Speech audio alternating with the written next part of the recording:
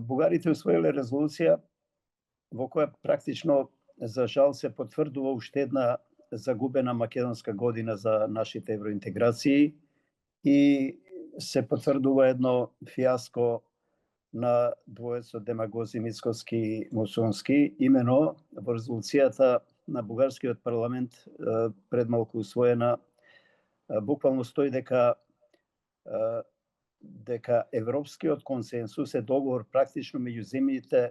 земјата кандидат за членство во ЕУ, значи на Македонија од една страна и на Европската унија